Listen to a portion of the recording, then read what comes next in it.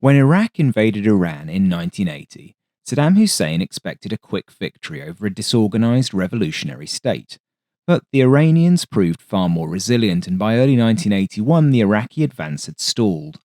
In the spring of 1982, the Iranians then managed to wrestle away the initiative, recapture lost territory, and force the Iraqi army back to the original border. At that point, Saddam attempted to declare a unilateral ceasefire, but Iran refused to negotiate and set terms such as Saddam's removal and trial as a war criminal. That was obviously not going to happen, so the war ground on, with Iran launching human wave attacks into Iraqi territory during 1983 and 84. While the Iraqi army this time managed to hold its lines, the war stagnated into a World War I-style trench warfare, including massive artillery bombardments and the use of chemical weapons. Neither side made much in the way of gains. Casualties were high, and Iranian revolutionaries showed no sign of giving up and negotiating. Saddam and his cronies therefore decided that the only way to force the Iranians to the table was to attack the oil economy that funded their revolution. The linchpin of that economy was the enormous oil terminal at Kharg Island in the northern part of the Persian Gulf, 16 miles off the Iranian coast. Development of the facility on Kharg had begun in 1959 under the Shah. It expanded rapidly. By the mid-1980s, it could export up to 6.3 million barrels of oil a day, a rate limited only by the pipeline that fed oil from the mainland. Exports during 1983 were only an average of 1.6 million barrels a day, but even that meant that several supertankers were alongside the 10-berth loading jetty every day. 90% of Iran's oil was exported through Kharg, and as much as 80% of the country's export income was from oil. So you can see why the facility was very important to the revolution and a prime target for Iraq. Defending it were 2 batteries of Hawk SAMs, 35mm anti-aircraft cannons, and 6 F-4 Phantoms on quick reaction alert at Bushehr Air Base 40 miles to the southeast. The Iraqis had periodically tried to strike Kharg and the tanker traffic around it in the first 4 years of the war, but their success was limited by the aircraft they had available. The nearest Iraqi bases were nearly 300 miles away from the island, and the Iranian F-4s and F-14s regularly patrolled the area to the west. Iraq's best maritime strike weapon before the end of 1983 was its small fleet of French Super Frelon helicopters. These could carry AN-39 Exocet anti-ship missiles, and they scored a notable success in 1980 when a Bayandor-class corvette was hit and sunk. But with a combat radius of only 200 miles, they couldn't roam far enough into the Gulf to strike commercial shipping or Kharg itself. Iraq's Mirage F-1s and MiG-23 BMs had the range, but they could only attack with bombs and rockets. F-1 EQ-5s were on order from France, but these weren't due to arrive until 1984 or 85. Iraq's Blinder and Badger bombers could also strike targets all across the Persian Gulf, but again they lacked the munitions for anything other than level bombing, and the Iraqis seemed unwilling to use them until the end of the conflict. Despite these issues, the Iraqis did score some successes. On May 21, 1981, aircraft damaged the Panamanian bulk carrier Louise 1 near Bandar Khamenei, which was the closest Iranian port to Iraq. Then, on October 19th, Iraqi planes launched a major attack around the same port, hitting the Liberian bulk carrier Al-Tajar and the Indian Rashi Vishwamitra with Exocets. The Panamanian bulker Moira was bombed and seriously damaged as well. 1982 saw more attacks. Exocet strikes sank the 15,000-ton Greek freighter Litzian Bride and the 16,000-ton South Korean bulk carrier Sanbo Banner. 8 of the Korean ship's crew were killed. The Turkish bulk carrier Mar Transporter was damaged beyond repair, and the tanker Atlas was damaged by bombs while it was at the jetty on Kharg. The tempo was similar in 1983, but it just wasn't enough to really hurt the Iranians, and in any case the ships being hit were largely bulk carriers and freighters rather than the valuable oil traffic. In return, Iranian aircraft destroyed a dozen Iraqi missile and torpedo boats in a raid on the Al Umayyah and Al Bakr oil platforms during 1980. F-14s shot down more than a dozen Mirages and a MiG-25RB that was being used to drop bombs from high altitude on Kharg. Phantoms bagged at least 3 MiG-23s. To protect the oil trade, the Iranians set up a tanker shuttle system in which it used its own tanker fleet to move oil from Kharg to safer transshipment points like Kharg Island in the lower Gulf. Tomcats and Phantoms flew combat air patrols over the tankers. Although hard on men and machines, over the course of the war only 2% of ships passing along the Iranian coast were actually hit by airstrikes. The Iraqi Air Force recognised the need to be able to put more pressure on and to be able to stand off from their targets to avoid Iranian aircraft. This was why they had ordered the Exocet-capable Mirage F1EQ-5s in the first place. They therefore approached Dassault, who agreed to loan them 5 Super Étendards as an interim measure. These were taken from a French Navy order, and Dassault agreed to pay the Navy 140 million francs for each jet at the end of the lease. It also committed to build replacements if more than 2 were lost, despite the production line being closed. This might seem like a slightly mad decision. Iraq was, after all, indiscriminately attacking commercial shipping and killing civilians in the process. But then again, Iraq had ordered $12 billion of weapons from France since the mid-1970s. Cold, hard francs speak loudly in these situations. The Super Étendards were delivered in October 1983, and after a period of training and familiarization, they went into action. In the early hours of March 24, 1984, 2 aircraft each launched an Exocet against shipping in Bushehr harbour. Unfortunately, the missile fired by one Captain Abid Hamadi missed its target and hit the Bushehr nuclear power plant. Oops. Super Étendards scored their first hits on March the 27th when they fired Exocets at the 85,000-ton Greek tanker Philikon L and the Liberian oil support vessel Hayang Iho. Philikon L was holed and 200 tons of oil leaked out, but the Exocet's warhead failed to detonate. The support ship was less lucky and it sank in the Marjan oil field. Daily patrols were now mounted by Exocet armed aircraft, but often no targets were found. And, of course, the Iranian Air Force was also active. Super Étendards were intercepted on March the 30th and again on April the 2nd, but they escaped unscathed, relying on ultra-low-level flying to defeat the enemy's missiles. 2 Exocets were fired at the Kharg Island terminal on the 18th of April, but again neither warhead detonated. Unfortunately for Iraq, the 3 ships that were struck by Exocets in late April and early May were actually Saudi or Emirati owned, which didn't exactly further the cause of Arab unity.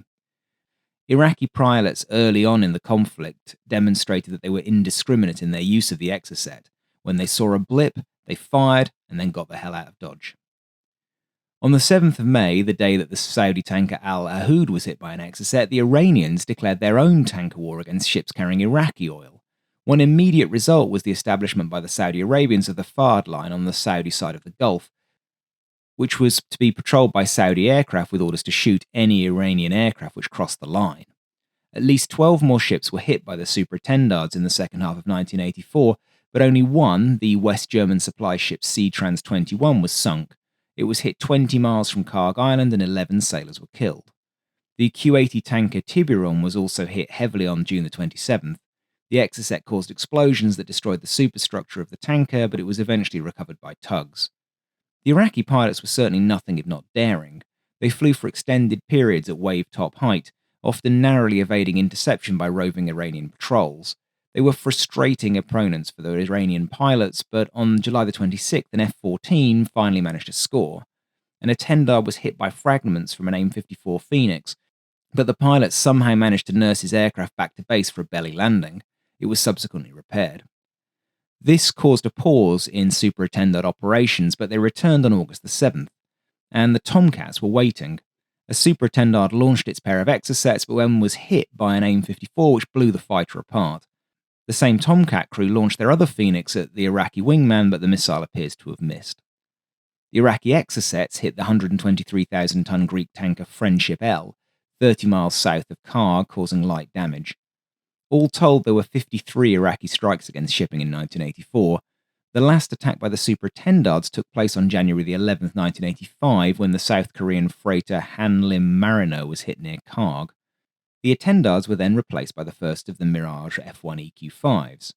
After overcoming initial teething problems with the aircraft and the missile integration, the Mirages made their operational debut on Valentine's Day 1985, hitting the Liberian tanker Neptunia off the coast of Bushehr. Neptunia was carrying 60,000 tons of kerosene. It burned for 3 days before exploding and sinking, making it the first tanker to be sunk during the tanker war. Although the Exocet was demonstrably a powerful weapon against a lightly built warship, its effectiveness against tankers was limited. Often weighing hundreds of thousands of tons, supertankers were built of thick steel plating and split into 20 or more compartments.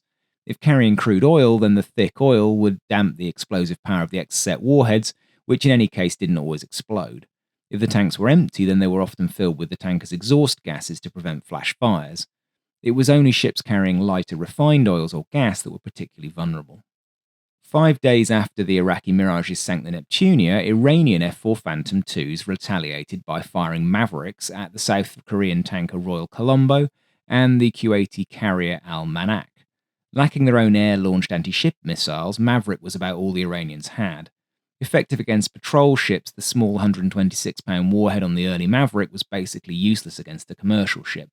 The same was true of the AS-12 wire-guided missiles that were fired by helicopters. To maximise their effect, Iranian pilots aimed the smaller missiles at the bridges and accommodation blocks of the ships to cause mayhem and general terror. Iranian efforts during the tanker war were therefore primarily focused on mine warfare and the use of their surface warships. But their Tomcats remained lethally effective. On the 26th of March 1985, a large Iraqi strike was savaged and 3 Mirages were shot down in 2 minutes. This caused a 3-week pause in attacks while the Iraqis figured out what to do. Attacks, of course, resumed. In 1985, there were 33 successful strikes made by Iraqi aircraft against shipping in the Gulf. Of these, all but one was with an Exocet. The outlier was actually the only other ship that was sunk, the North Korean very large crude carrier Sonbong, which was hit by 250-kilogram bombs dropped by Mirage F-1s on September the 19th. Sonbong was actually part of the shuttle fleet at the time, and it was anchored at the Sea Island terminal on the western side of Kharg. It was hit while loading crude oil and sank at the dockside. 2 crew members were killed in the attack. The risky bombing runs were a result of the Iranians anchoring decoy barges near the jetties that lured the Exocet radar seekers into attacking them. For their part, Iranian aircraft successfully hit 10 ships with Mavericks and another 3 with helicopter-launched missiles. They were particularly focused in these efforts against shipping going in and out of Kuwait. The successful offensive on the Al-Faw Peninsula in February 1986 had brought Iranian troops right onto Kuwait's border. The revolutionaries were keen to punish the Kuwaitis for the financial and logistical support that they were providing to Iraq, and therefore they began to specifically look for and attack Kuwaiti-flagged vessels. The victims of most, some sources say all of the successful attacks Iran made in the Gulf during 1986 were either Kuwaiti-flagged or heading to Kuwait. This caused commercial ships to refuse to sail to Kuwaiti ports. The fear in Kuwait City was that this siege would lead to domestic uprisings. So in late 1986, the Kuwaitis reached out to the Soviet Union and the United States. They wanted the superpowers to reflag their tankers and thus involve themselves in the Persian Gulf.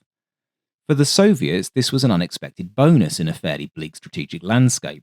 They had historically been shut out of the Gulf and they were suddenly being invited in.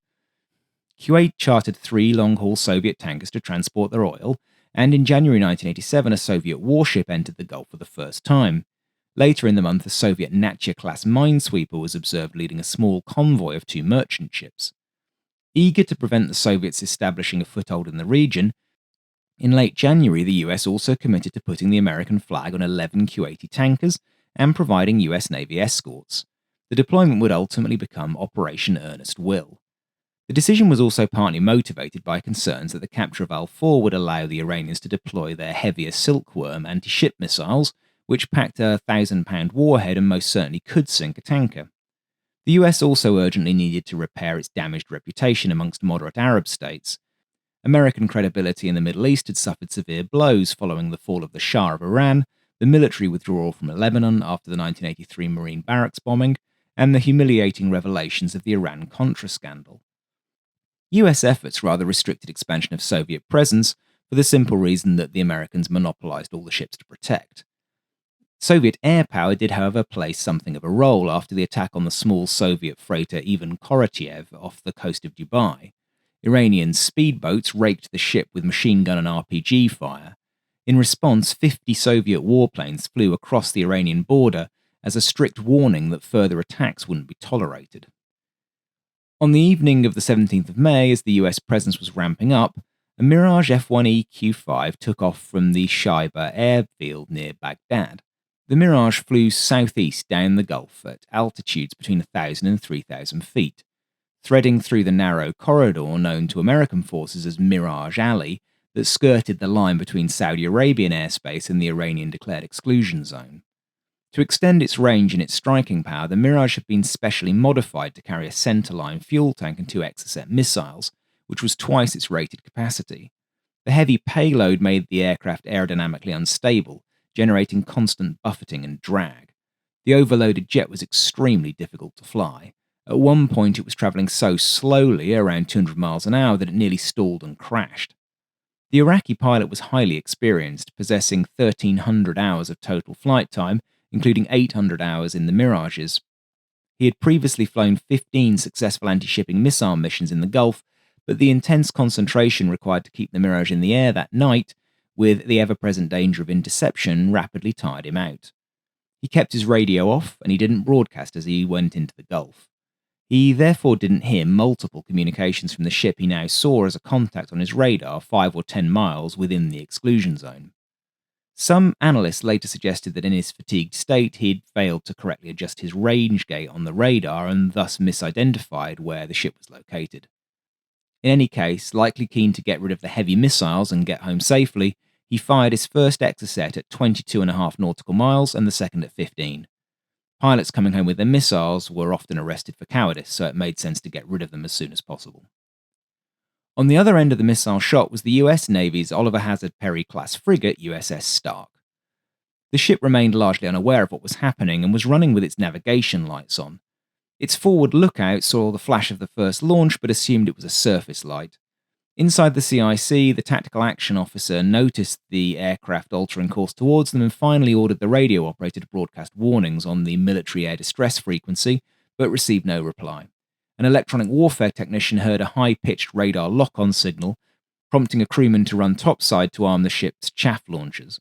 The TAO moved to the Phalanx close-in weapon system console but only placed the system into standby mode, meaning that it could track targets but not fire. He also ordered the ship's primary fire control radar to lock onto the Iraqi jet, but the radar signal was physically blocked by the Stark's own superstructure. By the time a secondary radar was locked on, the missiles were only 10 nautical miles away. Just seconds before impact, the lookout recognized the blue fireball of the missile's exhaust and screamed inbound missile over the phone circuit. A second later, the first Exocet slammed into the port side of the ship, but its warhead failed to detonate. Instead, the missile sliced through the unarmored hull into a crew berthing area, the barber shop and the post office, spewing approximately 300 pounds of burning solid rocket fuel like a giant blowtorch. The second Exocet struck 20 or 30 seconds later, penetrating about 3 feet inside the hull before its 300-pound warhead exploded. The blast severely damaged the ship's structural integrity, severed the portside fire main, crippling water pressure for firefighting, and knocked out outside radio communications, forcing the crew to rely on battery-powered survival radios. Fires ignited by the exploding warhead and fueled by the unspent rocket propellant raged out of control, reaching 3,000 degrees Fahrenheit. The heat was so severe that it melted aluminium ladders, deformed the ship's superstructure, and filled the ship with blinding toxic smoke. The survival crew battled the inferno for roughly 18 hours. Because the fire mains were ruptured, the crew struggled to pump water to cool the forward missile magazine, which held nearly 40 missiles. A Dutch commercial salvage tug intervened at a crucial moment, providing a water cannon and hoses that kept the Stark's magazine from detonating and completely destroying the ship. The desperate firefighting efforts and seawater rushing through the hull caused the Stark to take on a severe list of up to 36 degrees, threatening to capsize the vessel until the crew cut holes in the bulkheads to let the water drain out. An EOD team later boarded the ship and successfully disarmed the unexploded warhead from the first Exocet. The crippled frigate was towed to Bahrain for temporary patching and eventually carried back to the US aboard a Dutch heavy lift ship for $96 million in repairs. 37 US servicemen were killed and 11 were seriously wounded. Despite the death toll, the Reagan administration was deeply reluctant to enter a military confrontation with Baghdad. Finding it politically awkward to hold Saddam Hussein directly accountable, President Reagan instead redirected blame towards Tehran. Just 2 days after the attack, he labelled Iran the real villain, arguing that its refusal to negotiate an end to the war was the true source of the regional friction. Rather than pursuing a military reprisal, Washington opted for a diplomatic settlement. Iraq issued an apology and eventually paid $27.3 million in compensation to the families of the sailors who lost their lives. To prevent a recurrence, the two countries established rigorous deconfliction radio protocols to help Iraqi pilots identify themselves to US warships. Ultimately, American officials concluded that Iraq had no rational motive for a deliberate attack, especially as Baghdad was then attempting to use the fallout from the Iran-Contra scandal to solicit further support from the US. Although it was reported at the time that Saddam had rewarded the pilot with money and a Mercedes, it seems much more likely that he was executed because of the diplomatic trouble he had caused Saddam. The US build-up increased as the repercussions of the Stark incident were being processed. Constellation's battle group deployed to the region in July 1987 to provide air cover to convoys. Because of the confined waters of the Gulf, the carrier operated from the Indian Ocean and the North Arabian Sea, about 600 miles from Kharg. Oman served as a home port for the battle groups that began to cycle through. US carriers were actually not the only ones deployed in the region. On the 13th of July 1987, the French oil tanker Ville d'Anvers was attacked by Iranian speedboats. Paris broke off diplomatic contact with Tehran, and the carrier Clemenceau was dispatched to the Gulf on the 30th of July as part of Task Force 623. Its air wing consisted of 14 Super Etendards, 8 F-8 Crusaders, 6 Breguet Alizés, and various helicopters. Arriving in the Sea of Oman on August the 15th, Clemenceau began flying sorties in support of the French warships escorting French shipping in the Gulf. For its part, Constellation launched daily sorties to cover Kuwaiti convoys. She launched a strike against Silkworm batteries that were observed to be nearing readiness on July the 5th, but the aircraft were called back. Then, on the 24th of July, the reflagged tanker Bridgeton struck an Iranian mine while being escorted in the Gulf. 3 days later, on the 27th, US intelligence once again showed that the Iranians were preparing to make their Silkworm launch sites operational along the Strait of Hormuz. To stop them setting up, Carrier Air Wing 14 launched multiple waves of A-6s and A-7s laden with laser-guided bombs and AGM-88 harms. Their formations orbited the missile sites, awaiting instructions, while back in Washington the powers that be debated what to do. Ultimately, the Iranians appeared to cease their preparations, and, unwilling to launch strikes on Iranian soil that would require President Reagan to formally invoke the War Powers Act, the strike aircraft were once again recalled. Instead, Helicopter Mine Countermeasures Squadron 14, based at NAS Norfolk, were ordered to the area. 8 mine-sweeping RH-53D Sea Stallions were broken down and loaded into C-5 Galaxies and flown to Diego Garcia. From there, they staged to the Gulf, where they operated from USS Guadalcanal and later the USS Okinawa. The RH-53 had 3 tools for mine hunting. The helicopters could tow a Mark 105 magnetic sled behind them, which emitted a powerful magnetic field that would trigger mines from a safe distance. Alternatively, they could use a Mark 103 mechanical sweep consisting of a series of cutters designed to sever the cables of moored mines, causing them to float to the surface where they could be destroyed by gunfire. Finally, the helicopters could use an AQS-14 side-scan sonar to detect mines on the sea floor.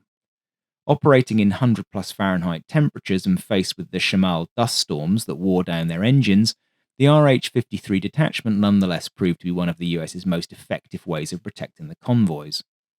Going back to the Constellation, during the second tanker convoy transit on the 8th of August, 2 Iranian F-4 Phantoms approached a US P-3C in a threatening manner and ignored radio warnings to stay clear. 2 F-14 Tomcats from VF-21 Freelancers were vectored to intercept.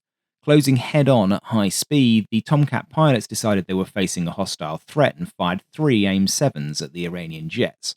The first missile was a dud that plunged into the sea, and the experienced Iranian crew managed to evade the remaining 2 missiles and escape. Constellation concluded its deployment on August the 25th and was replaced by USS Ranger. Tanker attacks continued unabated, despite the presence of so many warships. On the night of September the 21st, 1987, US Army AH-6 helicopters attacked the converted Iranian landing ship Aya using 7.62mm miniguns and 2 3/4-inch rockets after the ship had been caught laying mines. Rocket hits disabled the engine room, steering, and electrical systems.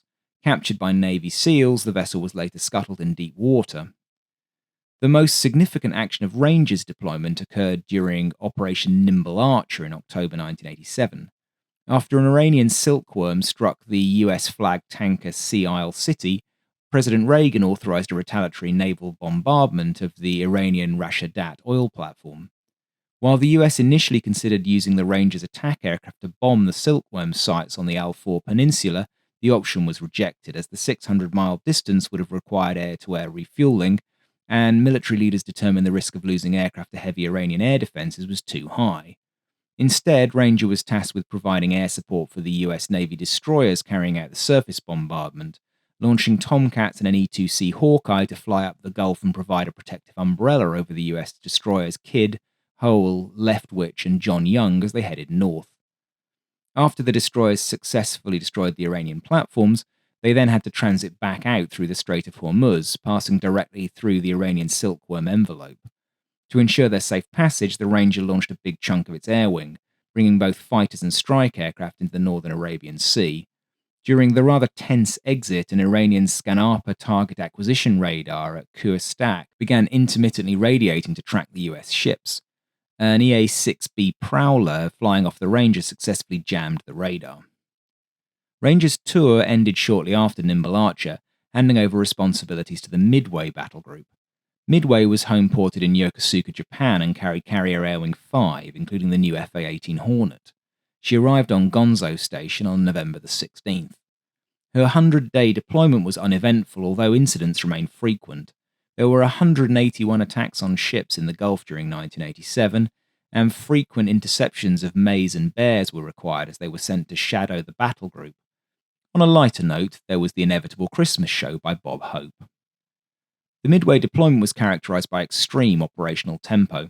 Because the Midway lacked the modern air conditioning system of newer carriers, the crew had to work in temperatures often exceeding 110 Fahrenheit on the flight deck all through the day. By the time the carrier was relieved in February 1988, it had been at sea for nearly 4 months without a traditional port call, except for brief logistics stops. USS Enterprise then arrived, carrying Air Wing 11. Spurred to take more decisive action by Saddam, on March 19, 1988, the Iraqi Air Force launched a massive attack on Kharg, encouraged by US intelligence reports that the area was a target-rich environment. The initial wave began at 1 in the morning, with a strike package of 4 Tu-22B blinders and 6 Mirages launched from Shoaiba Air Base. The Mirages opened the engagement with Exocets, striking the tanker Kirinokos and causing enough damage that it had to be towed to Kharg Island. Approximately 30 minutes later, the blinders, aided by electronic jamming from the Mirages, arrived undetected. Each dropped 12 500-kilo or 1,100-pound Fab 500 bombs, resulting in the destruction of 2 supertankers, the 316,000-ton Avaya, where 22 crew members died, and the 253,800-ton Sanadaj, which was gutted by fire with 26 fatalities. The Iraqi aircraft then successfully withdrew before Iranian interceptors could scramble from Bushehr. A second, larger wave followed at 9:30 in the morning, consisting of blinders, MiG-25RBs, MiG-23BKs, and Su-22s. This time, the Iranian Air Force was prepared, deploying Tomcats and Phantoms to intercept. Phoenixes downed a Tu-22 and a MiG-25RB, while the F-4Es destroyed a second Tu-22B with aimed 7E Sparrows. US Navy vessels in the vicinity monitored the engagement throughout the day. Following the heavy casualties of the first wave, American officers characterized the nature of the Iraqi operation as deplorable because of the massive, indiscriminate destruction. Consequently, US ships were ordered to cease any support for Iraqi forces just as the second wave approached the island. It wasn't long before Enterprise was also in action, at the center of one of the largest surface actions the US Navy has fought since the Second World War. On the 14th of April, the frigate Samuel B. Roberts hit an Iranian mine while escorting a convoy in the Gulf. In the aftermath, President Reagan ordered a massive strike against Iranian oil platforms and warships. What followed was an intense day of fighting that began at about 4:30 a.m. on April the 18th, when air crews aboard Enterprise were briefed about Operation Praying Mantis. At 0700, the 1st Surface Combat Air Patrol, or SUCAP group of A-6E Intruders and F-14s, catapulted and headed towards the Strait of Hormuz. Just under an hour later, at 7:55 a.m., Surface Action Group Bravo issued a 5-minute warning to the Iranian Sasan oil platform, while SAG Charlie issued a similar warning to the Siri platform. At 8 minutes past 8 in the morning, the US destroyers opened fire on the Sasan platform. SAG Charlie temporarily held fire to allow an Iranian tugboat to evacuate personnel from Siri, and then also commenced bombardment of the platform. At 0900, the stage was set for Marines to fast rope down onto the Sasan platform, engaging in close quarters clearing operations while supported by naval gunfire and Sea Cobra gunships. By this point, Iranian Revolutionary Guard Boghammer speedboats had sortied from Abu Musa Island. They fired rocket-propelled grenades and heavy machine guns at civilian targets in the Mubarak oil field, including the tanker York Marine, Crescent Petroleum's A platform, the American-flagged Willie Tide, and the Scan Bay rig. Arriving on the scene, intruders from the Enterprise requested and received presidential clearance to engage the Boghammers. Dropping Rockeye cluster bombs, the A6s sank one Boghammer, causing the rest to panic, flee, and beach themselves on Abu Musa Island. Just after midday, Sag Charlie encountered the Iranian missile boat Joshan. USS Wainwright issued a final warning to the ship to stop and abandon ship, but Joshan's captain ignored the warning. It locked its fire control radar onto the Wainwright and fired a harpoon. Wainwright deployed chaff and the missile veered off aft. USS Simpson then retaliated with 4 SM-1 Standard missiles fired in their anti-ship mode, scoring direct hits that set the Joshan on fire.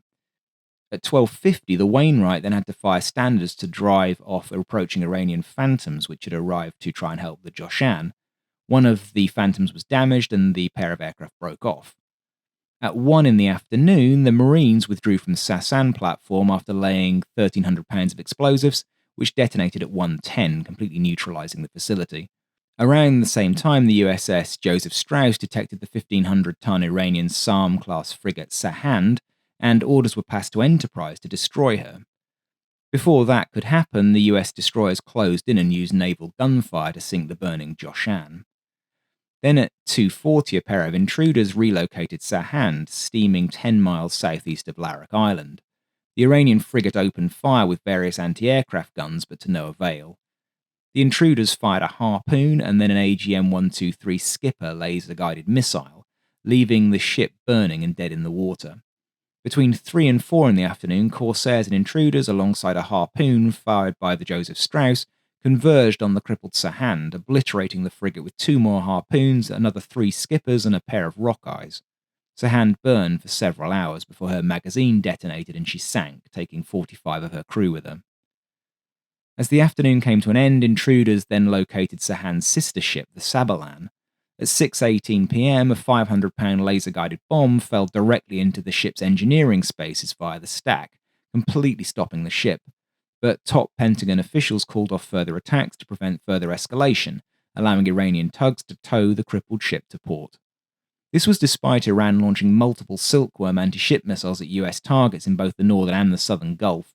The USS Gary, USS Jack Williams, and other US ships took evasive action and fired chaff, causing the rather primitive missiles to either miss or be decoyed away. Shortly afterwards, the USS Jack Williams mistakenly fired an SM-1 at the USS Bagley's SH-2F Sprite, callsign Magnum 447. Magnum 447's pilot, Lieutenant Mark Uwerkirk, saw the missile launch and recognized that it was coming straight for him. He threw the helicopter into a violent split S-style evasive maneuver, diving down to the wave tops and watching the Standard missile come by terrifyingly close before disappearing off into the distance. Lieutenant Uwerkirk received the DFC for his skill in evading the missile. I hope I've pronounced his name right. Unfortunately, a successful day for the US Navy ended rather tragically when a Marine AH-1T Cobra, callsign Warrior 12, investigating an Iranian LST, reported being locked onto by a fire control radar. It then disappeared. Extensive search and rescue operations found no survivors. With missiles being fired, ships all over the place, helicopters and aircraft from several nations overhead, it was only a matter of time before a tragic accident happened. The morning of July 3rd, 1988 began with a surface engagement in the Strait of Hormuz after Iranian Revolutionary Guard speedboats fired at a reconnaissance helicopter from the USS Vincennes. As the Vincennes and the USS Elmer Montgomery pursued the craft into Iranian territorial waters, Iran Air Flight 655 departed from the joint military-civilian airport at Bandar Abbas. The commercial Airbus A300 was roughly 20 to 27 minutes behind schedule, and no red alert had been issued by local air traffic control to warn the crew of the active naval battle directly beneath their flight path. As the airliner climbed, the Vincennes Aegis radar system detected the contact. A critical misidentification occurred when the ship's identification supervisor momentarily picked up a military Mode 2 signal on a manual system. Later investigations concluded that this was likely emitted by an Iranian military aircraft still on the ground at Bandar Abbas. Although the Airbus itself was transmitting a standard civilian signal, the stray mode 2 led the crew to misclassify it as a hostile Iranian F-14. Communication failures further compounded the crisis. The Vincennes and the nearby USS Sides issued multiple warnings over military and international distress frequencies. However, the flight crew either lacked the equipment to monitor the military channels, or they failed to realize that the generic challenges directed at an unidentified Iranian aircraft were intended for them. Inside the Vincennes CIC, the environment was chaotic as the ship performed aggressive maneuvers to engage the speedboats. Under the pressure of combat stress, operators began misinterpreting their instruments. Despite Aegis data showing the aircraft on a steady ascending flight profile, internal reports incorrectly claimed the contact was diving and accelerating into an attack run. Captain Will Rogers III, preoccupied by the surface battle and mindful of the previous year's attack on the USS Stark, relied on these flawed reports. With less than 4 minutes to decide, he authorized the launch of 2 SM-2 missiles when the aircraft was roughly 10 miles away. Both struck the airliner, which exploded and broke into 3 pieces. 290 people were killed when the Airbus fell into the Gulf. Much of the wreckage, including the cockpit voice recorder and the flight data recorder, was never recovered. A subsequent US Navy investigation called the Fogarty Report concluded that while the Aegis system functioned as designed, the disaster was the result of human error and psychological stress induced by time compression. In 1996, the Iranian and US governments reached a settlement in the International Court of Justice in which the US agreed to pay $61.8 million to the families of the victims. As part of the settlement, the US did not, however, admit liability for the shootdown. The Iran-Iraq War concluded in the summer of 1988 after an exhausted Iranian leadership accepted United Nations Resolution 598, leading to a formal ceasefire on August the 20th. Although it had been subject to persistent attacks for over 4 years, Kharg remained functional. It had such an excessive capacity and redundancy that even very serious damage didn't cut into the workable supply. It could pump into tankers that braved the passage through the Gulf. In total, around 540 ships were attacked during the 8-year period that the Iran-Iraq War lasted. 60% of them were tankers, and 60% of the total attacks were by Iraqi aircraft firing Exocets. As many as 600 of those were fired during the conflict, but even with such an expenditure of munitions, only 2% of ships transiting the Strait of Hormuz were attacked.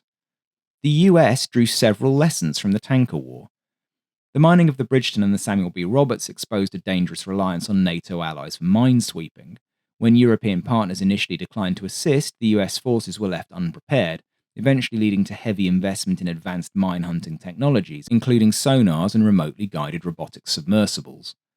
The conflict also underscored the necessity of constant readiness and clearer rules of engagement. Following the Iraqi Exocet missile strike on the Stark, the military concluded that commanders in war zones can't treat radar intrusions as routine and they had to prioritize defense over political restraint. The incident further revealed that Western warships lacked sufficient physical survivability against modern missile hits, a lesson that in fairness should have been learned after the Falklands War. Consequently, the Navy revolutionized its approach to damage control. The near loss of both the Stark and the Roberts demonstrated that firefighting was as vital as active defense. That led to mandated upgrades in equipment, such as thermal imagers for smoke-filled compartments, specialized bulkhead cutters, and fire-resistant cabling. A Navy medical investigation into the Vincennes incident identified the phenomenon of scenario fulfillment, where combat stress caused the crew to misinterpret data and perceive a climbing civilian airliner as a diving military threat. In response, the Navy launched the Tactical Decision-Making Under Stress, or TADMAS program, to better train crews to process information without imposing lethal preconceptions. Finally, the US recognized the effectiveness of asymmetric warfare, as technologically inferior forces using 1908-era contact mines and speedboats were able to bypass high-tech defenses.